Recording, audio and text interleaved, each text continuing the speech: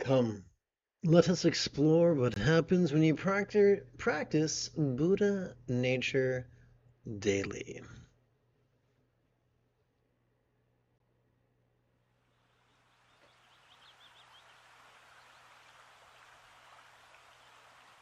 Together as a team, let us relaxingly recite. A reoccurring phrase in both the Mahayana as well as Tantric literature is the Tathagata Garbha, or Buddha nature. This charming Iron Age turn of phrase hinted that enlightenment is our birthright and easily attained without requiring heroic effort or noble sacrifice. Sounds great, sign me up, but the mystery remains. How is one to realize it? One of the many advantages of living in this age is that medical professionals have access to sophisticated imaging technology of which the ancients could have never conceived. Functional magnetic resonance imaging, or fMRI studies, have revealed that it is our sympathetic nervous system that is the seat of mindfulness, or sati.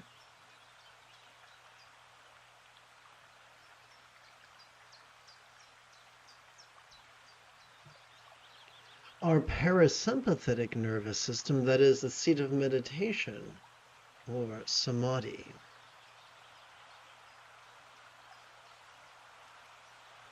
And our anterior cingulate gyrus, that is the seat of our loving kindness, or metta.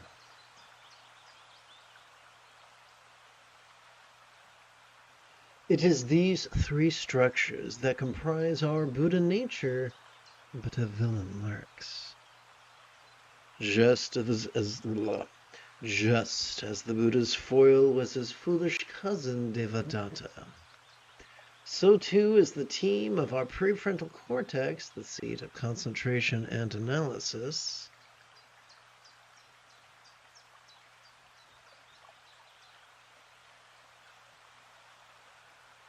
and our amygdala, the seat of anxiety and aggression, the opponents to the mechanism of our Buddha nature. Just as a surgeon's scalpel could be used to take lives as well as save them. Okay, this moment. Just as.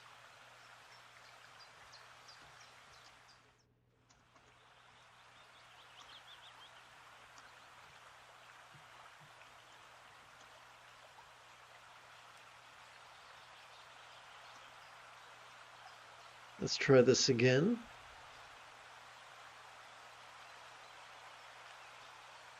Just as Jack the Ripper taught us that a surgeon's scalpel could be used to take lives as well as save them, so too could both the prefrontal cortex as well as the amygdala be either used or abused.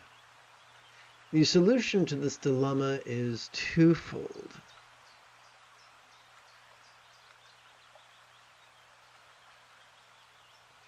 The easy method to strike the match of enlightenment already in our grasp is to allow our sympathetic nervous system to mindfully do its thing during our inhalations, to let our parasympathetic nervous system to meditatively do its thing during our exhalations.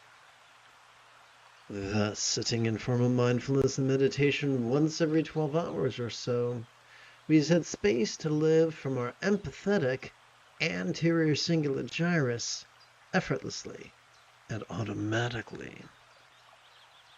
A delightful fringe benefit of this is the manner in which our choices, utterances, and deeds could begin to flow. From the effortless effort of love's centered spontaneity, which is the key to the sustainable use of our analytical prefrontal cortex as well as our primal amygdala. This is why the Buddha taught mindfulness and meditation.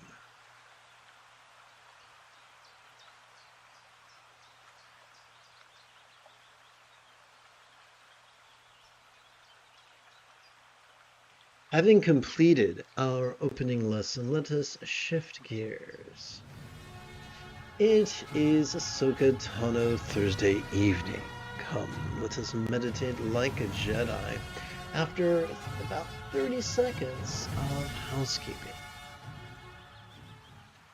This is Lama Jigme Gyatso of the Buddha Joy Meditation School.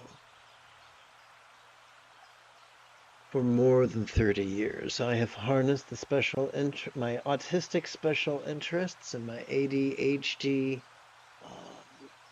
hyper-focus to spend about 8 hours a day, almost every day, studying, practicing, mastering, and reverse engineering the teachings and techniques of each school of meditation so that I can become your nerdy, neurodivergent guide to nirvana.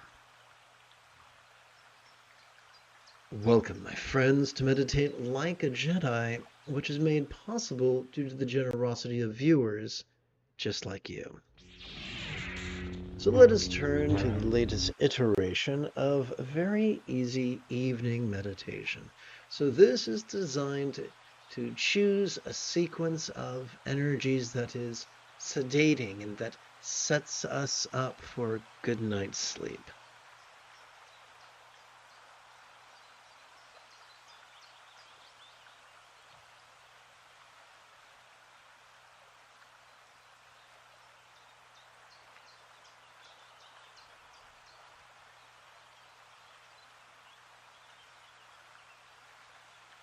What I'm going to do? Well, I'm going to tap this button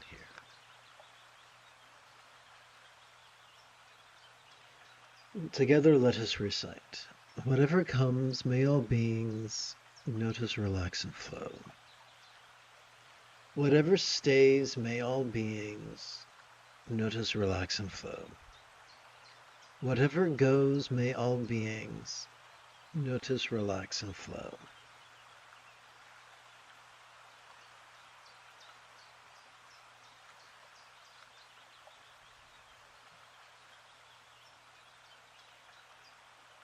When we rest the great knuckle at the base of our right little finger, upon the tip of our left little finger, palms up in our lap,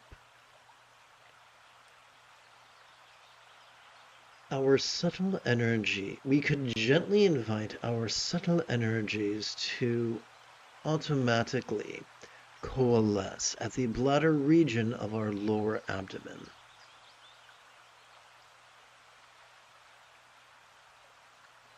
The most efficient way to practice mindfulness is to silently and mentally recite the verb noticing during each inhalation. Similarly, the most efficient way to practice meditation is to silently and mentally recite the verb relaxing during each exhalation. Together, let us practice right now.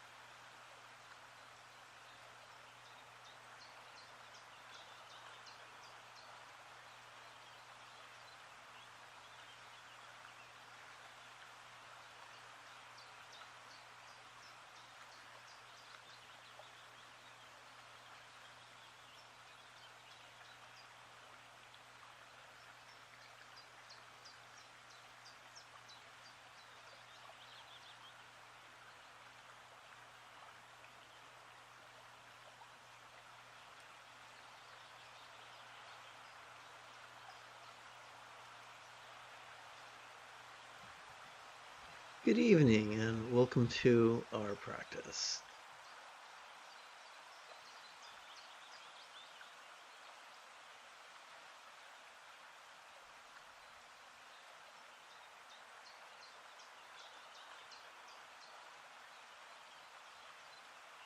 I'm going to take a moment to swap out texts.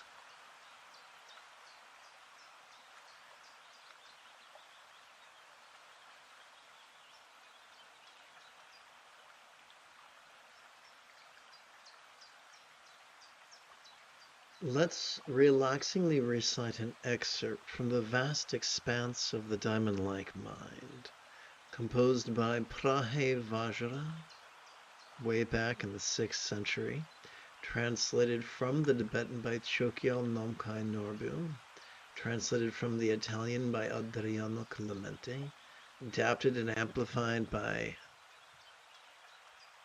this MOOC what sits before you.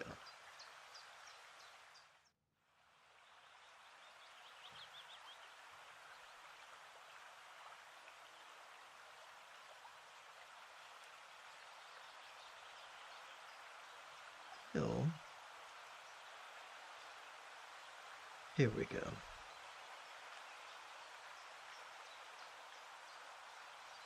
One moment, if you please. Got to take a moment to edit, because what would life be without a live edit, I ask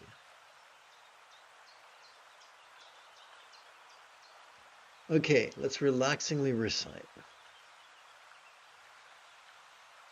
In all these secondary methods for Bodhi, one meditates on the attributes of an archetype.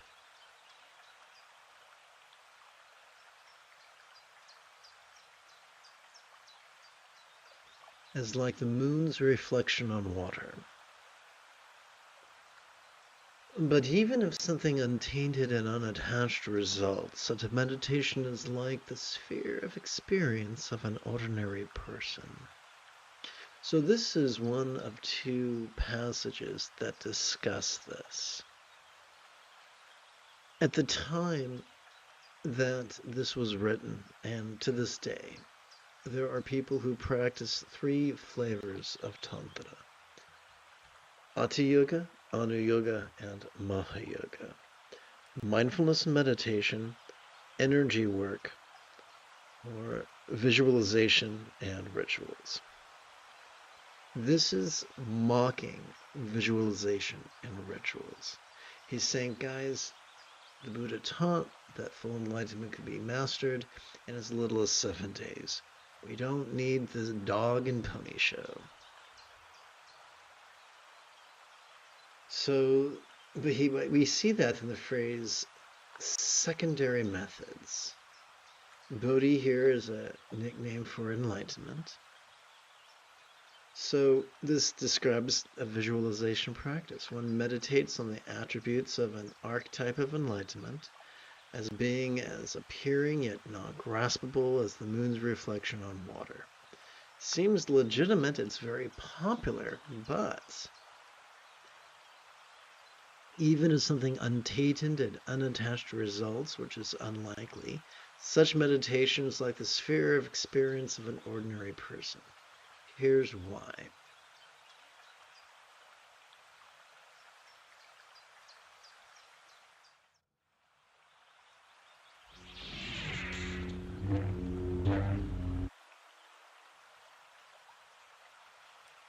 The part of our brain that is able to focus and analyze is found in the discrete neural pathways such as the medial prefrontal cortex and the dorsolateral prefrontal cortex.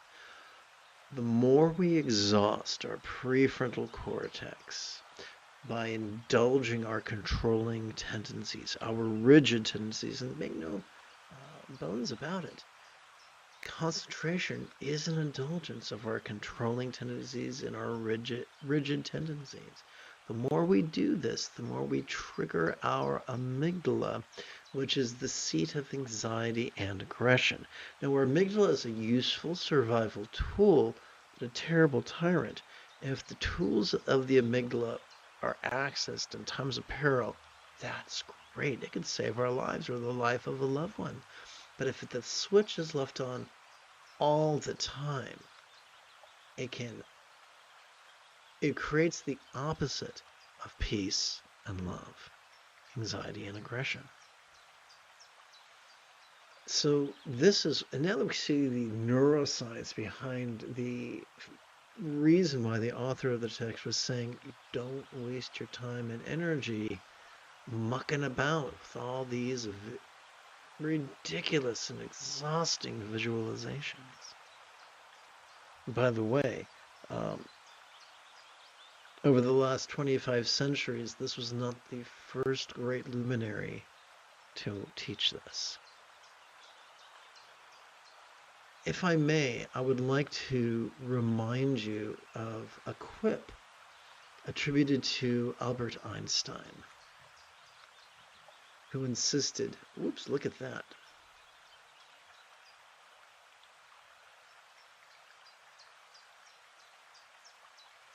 That any educated fool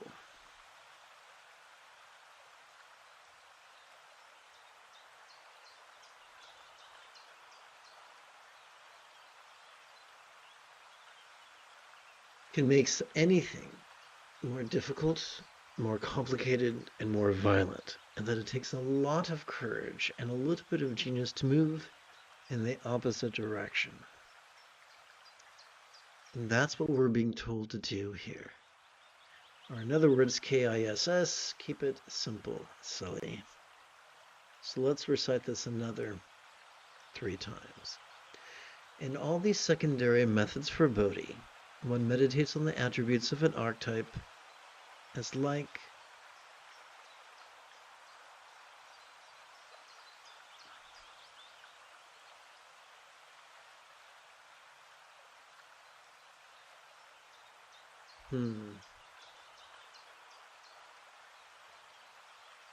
Please bear with me.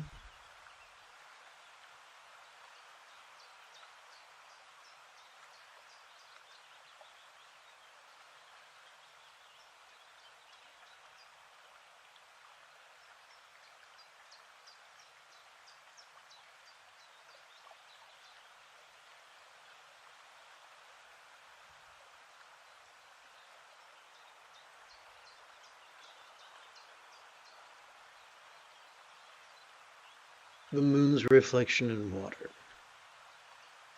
But even if something untainted and unattached results, such a meditation is like the sphere of experience of an ordinary person, one still under the tyranny of anxiety and aggression, rigidity and controlling tendencies.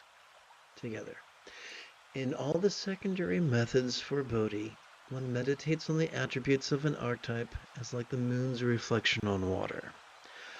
But even if something untainted and unattached results, such meditation is like the sphere of experience of an ordinary person.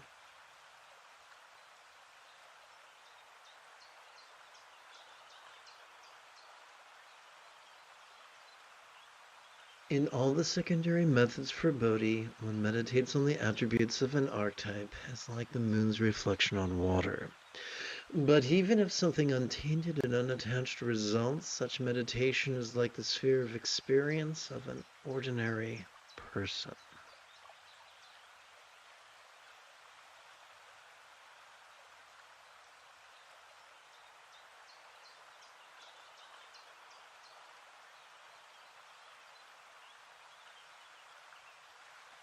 Going to tap button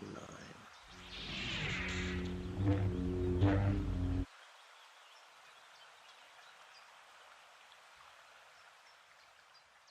When we rest the great knuckle at the base of the right ring finger upon the tip of the left ring finger, palms up in our lap.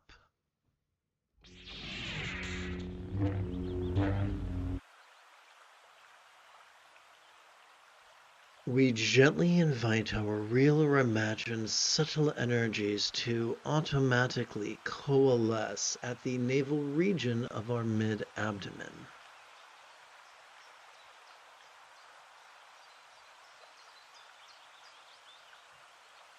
Every time we inhale, whether we know it or not, we have evolved to automatically access the sympathetic nervous system ensconced within the middle third of our spinal cord.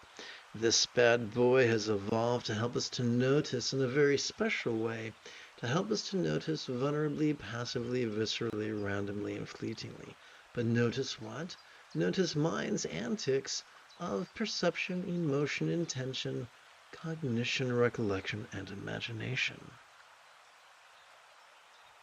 So, to practice mindfulness during each inhalation, let us silently and mentally recite noticing.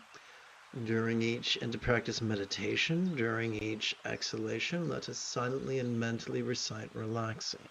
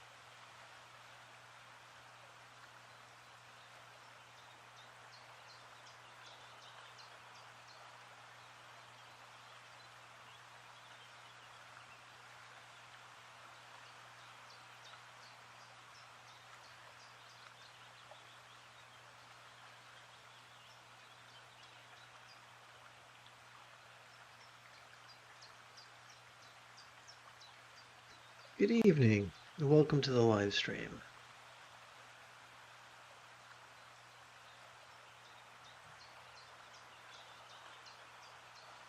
Together as a team, let us relaxingly recite the 37th passage of the foundational text of Dzogchen. Eight repetitions. Let's see, here we go.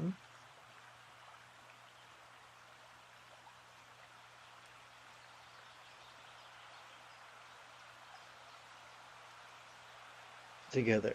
Although by identifying with the body of a great wrathful archetype, with its mandala, wrathful grimaces, and other attributes,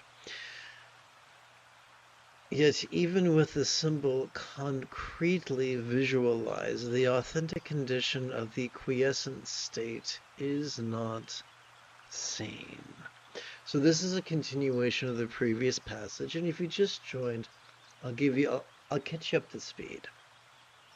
There are three main flavors of Buddhist Tantra: mindfulness and meditation, or Ati Yoga, energy work, or Anu Yoga, and visualization and rituals known as Maha Yoga. This is the second of two passages lambasting ritual and visualization. The Buddha taught that mindfulness and meditation was the key to mastering the Eightfold Path in as little as 7 days. And this fellow who wrote this text, Prahevajra, way back in the 600s, in the 6th century, I'm sorry, I guess that would be the 6th century, was one of Buddhism's reformers.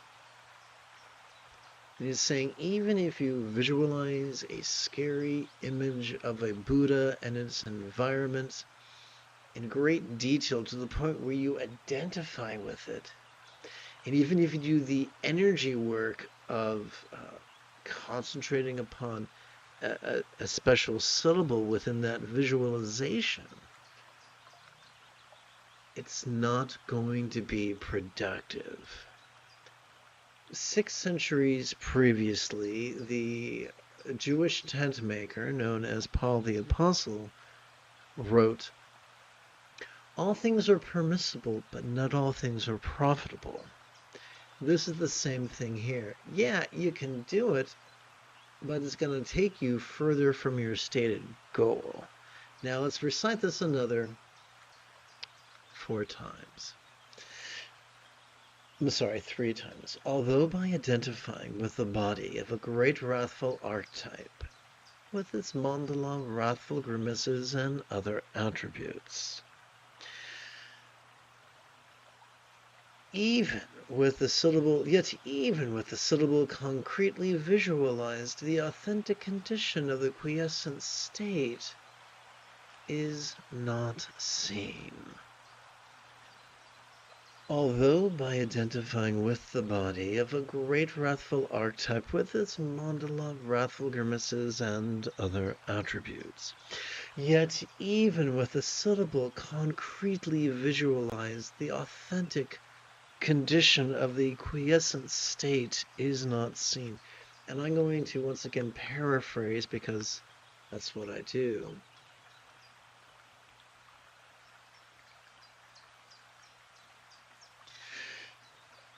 So, quick reminder. Sturgeon's Law reminds us that 90% of everything sucks, but not in the fun, tingly way.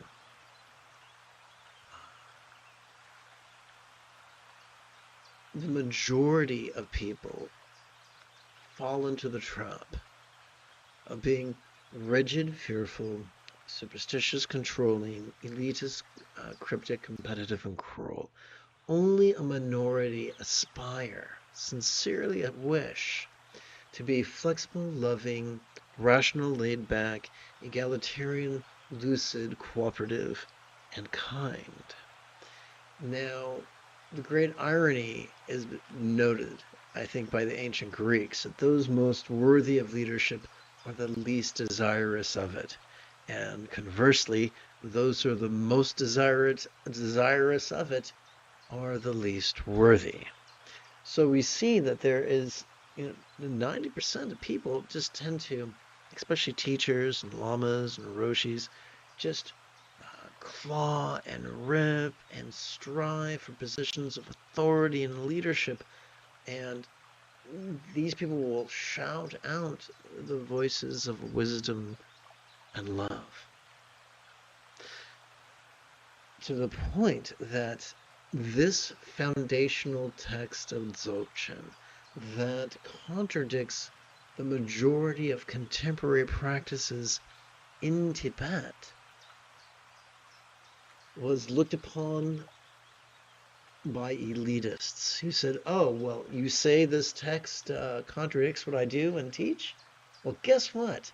I'm now making this a restricted text and you're not allowed to read it or teach it. What? That's why there's always been a minority of Buddhist yogis who said, thanks for all the rice. Tibet. Thanks for all the barley. I'm going to leave the monastery and become a homeless yogi living in caves, teaching folks for free. And sadly, even amongst them, 90% became acolytes of Yang's religious patriarchy. Always a minority embrace Yen's spiritual matriarchy. And if these terms sound like they're being lifted from the Tao Te Ching, they are. So one more repetition and then back to meditation. Although by identifying with the body of a great wrathful archetype with its mandala of wrathful grimaces and other attributes, yet even with the syllable rigidly visualized, the authentic condition of the quiescent state is not seen.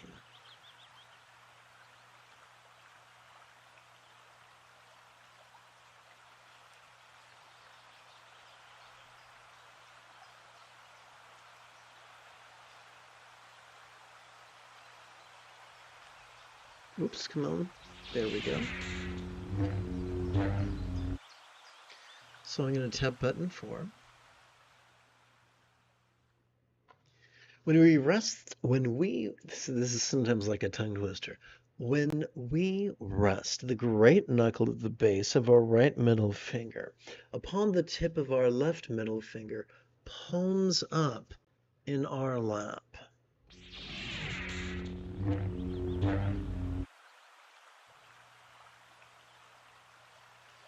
We gently invite our real or imagined subtle energies to automatically coalesce at the heart region of our chest.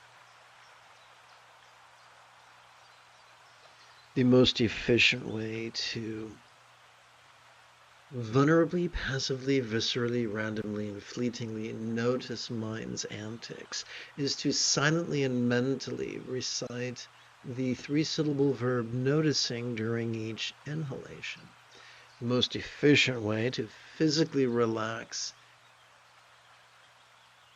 into the experience of mind's non-graspability is to silently and mentally recite the 3-syllable verb relaxing during each exhalation.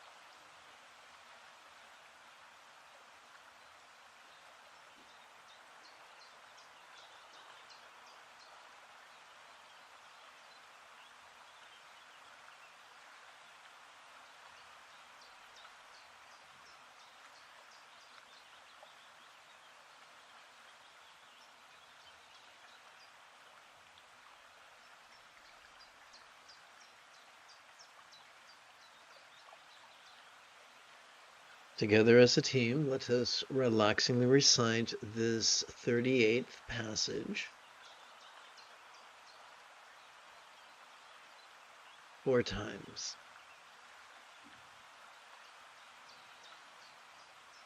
Just as the top of a palm tree is cropped, and just as a seed is burnt by fire, likewise the tyranny of powerful emotions may be prevented, as some have taught.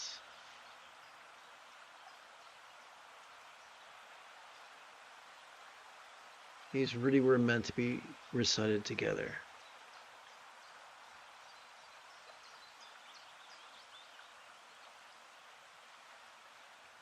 Together. All the hundreds and thousands of methods, according to what one practices, bear their specific fruit. But since enlightenment is beyond active conceptual analysis, it does not manifest from these techniques. So allow me to explain this. There are many folks who dream up or receive in visions all kinds of bizarro techniques. And they are much more shamanistic than they are originating from the Buddha. And there's nothing wrong with shamanism, but I like, calling shamanism shamanism and calling Buddhism Buddhism and not, crossing the wires. And so just because someone teaches something that's bizarro and dramatic and exciting doesn't necessarily mean that it is going to be of ultimate benefit. It has been observed that if someone becomes a heroin addict, they lose a shit ton of weight. But I wouldn't say that's a very sustainable practice. Let's recite. Just as the top of a palm tree is cropped, and just as a seed is burnt by fire, likewise the tyranny of powerful emotions may be prevented, as some have taught. See, a little coordination. It's always nice every now and again. All the hundreds and thousands of methods, according to what one practices, bear their specific fruit. But since enlightenment is beyond active conceptual analysis, it does not manifest from these techniques.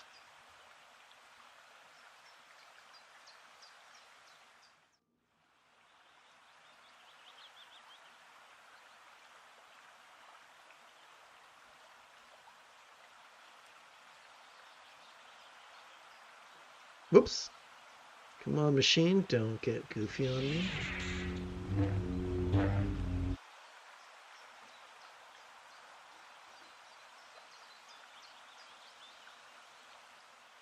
When we rest the tips of our 4 fingers upon the great knuckles of, let me try this again. We rest the tips of our left fingers upon the great knuckles of our right fingers and invert this palms up in our lap.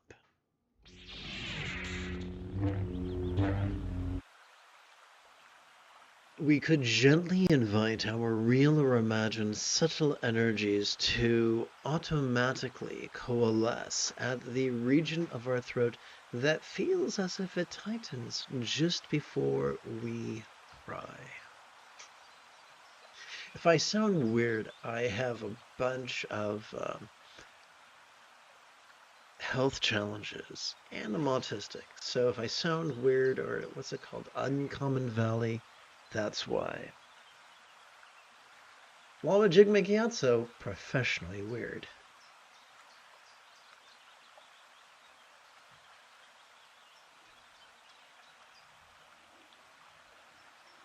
Or how's this? Lama Jigme Gyatso, free meditation instruction, weirdness as an extra added plus.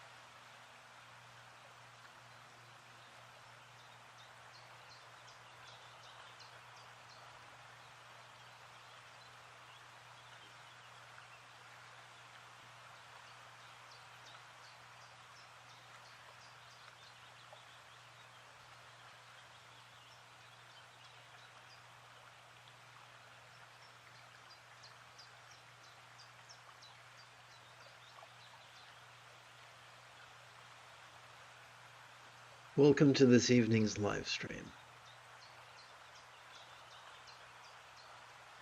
Let us relaxingly recite the following passage 4 times.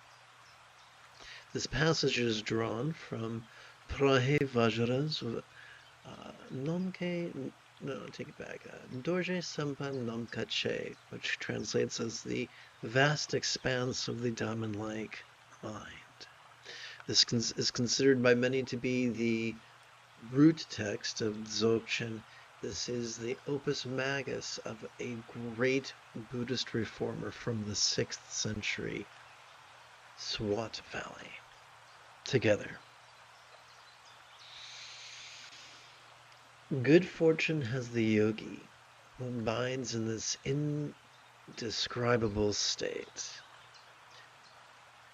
For by not discriminating between self and others, the magical illusion of enlightenment self-perfection manifests. So, yogi here is any person who is enthusiastically and consistently and authentically practices mindfulness and meditation. So what is this indescribable state? This indescribable state is mastering the Eightfold Path. The key to mastering the Eightfold Path, or accomplishing enlightenment, is found simply in practicing mindfulness and meditation. From the practice of mindfulness and meditation, the remaining 6 folds of the Eightfold Path take care of themselves spontaneously, which is terribly convenient.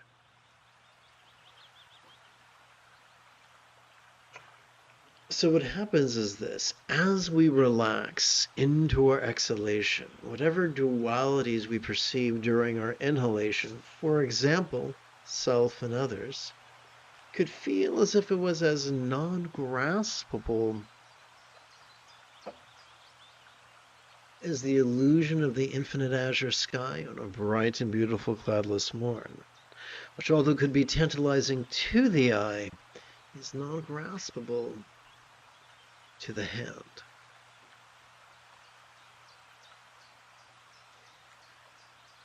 Let's take this now. Let's get really, really trippy, shall we? Come, let us trip. As we relax into our exhalation, whatever enlightenment we perceive or conceive during our previous inhalation could feel as if it was, could fleetingly feel as if it was as non-graspable as the magical illusion of a stage magician. Okay, let's recite this 3 more times. Good fortune has the yogi who abides in this indescribable state. For by not discriminating between self and others, the magical illusion of enlightenment self-perfection manifests. Good fortune has the yogi who abides in this indescribable state. For by not discriminating between self and others, the magical illusion of enlightenment self-perfection manifests.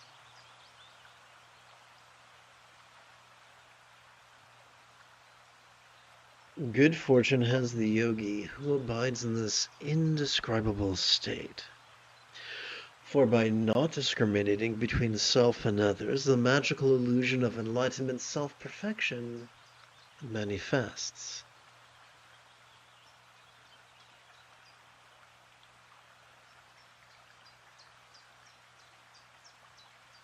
Whoops, wrong button. Wrong lever.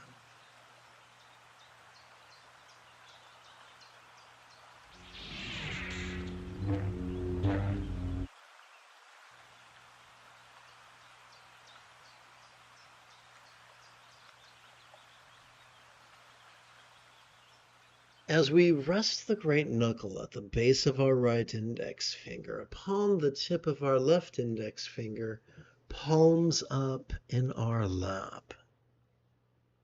Oops, let's try this again. We could gently invite our real or imagined subtle energies to automatically coalesce at the crown region of our head.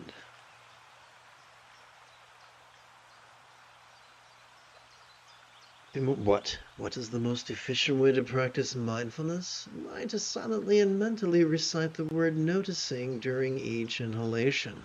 What then is the most efficient way to practice meditation? Well, that would be silently and mentally reciting the verb relaxing during each exhalation.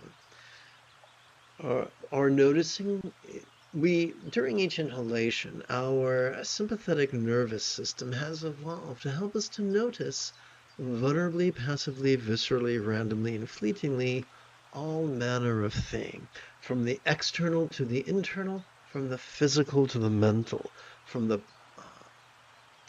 pleasurable to the painful, from the interesting to the boring, from the glorious to the grotesque.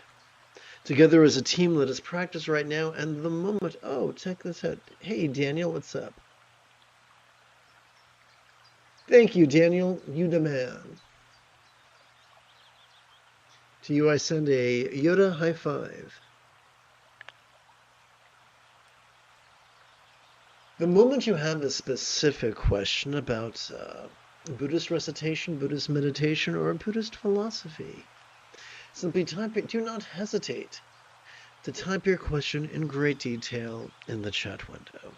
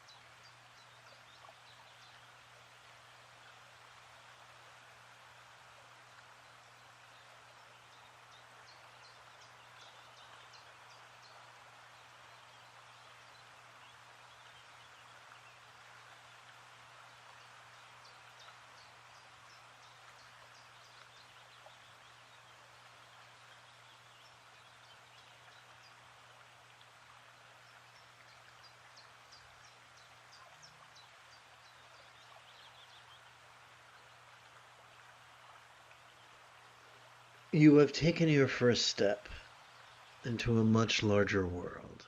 Oops, wrong button. If you feel that I have earned it, you could give this live stream a thumbs up. You could even help support this channel. In approximately 13 hours, I would very much like to return to lead tomorrow morning's meditation class and group practice. And if you are as geeky as me, may the Force be with you always.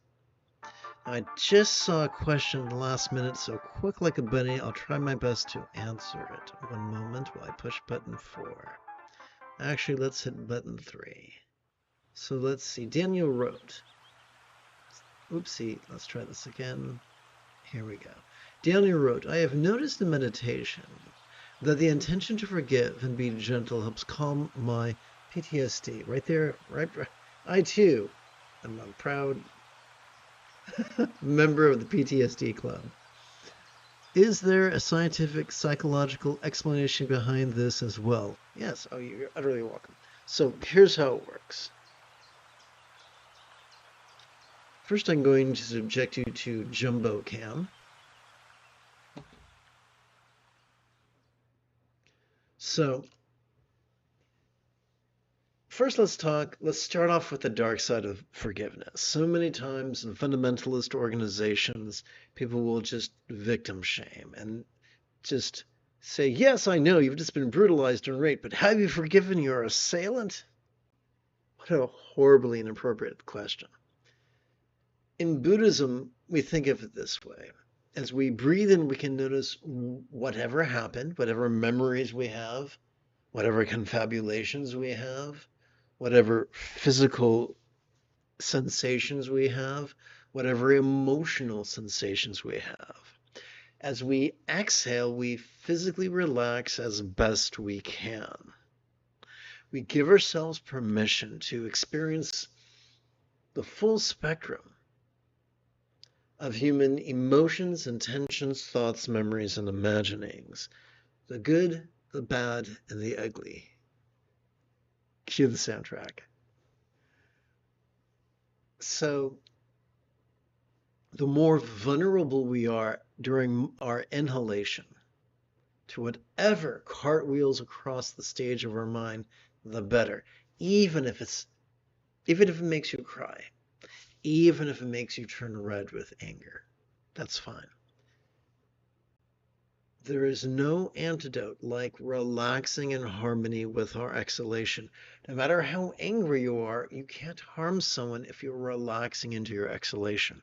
No matter how despondent you are, you can't kill yourself as you relax into your exhalation. So how does that work?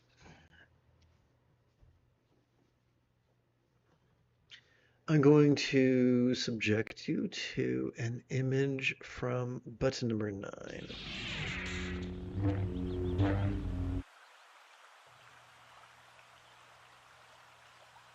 Okay, here we go. So, there we go.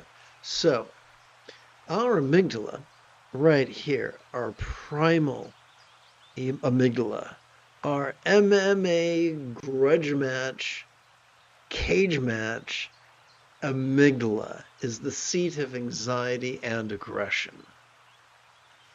Our sympathetic nervous system and our parasympathetic nervous system are integral to mindfulness and meditation.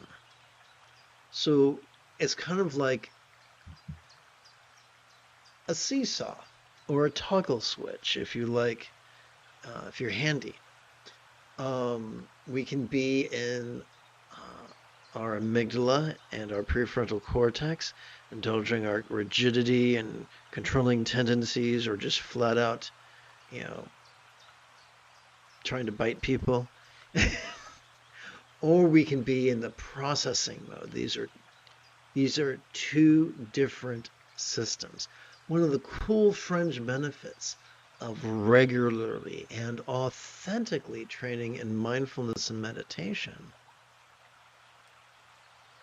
is that it stimulates our anterior cingulate gyrus, which functions as the hub of our mirror neurons, the seat of empathy and compassion and love.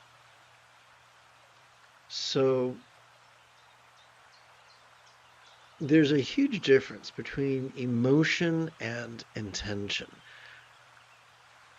We give ourselves permission to feel what we feel. We process what we feel through awareness and release, and that gives us access to the highest love, which is spontaneous and uncontrived. I hope that makes sense. Anyway, it's been a long class. My brains have turned into tapioca.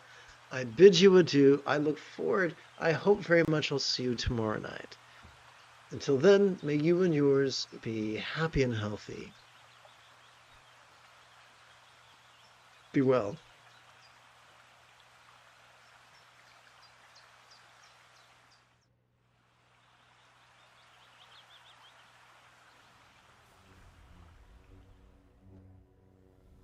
And once again, may the Force be with you always.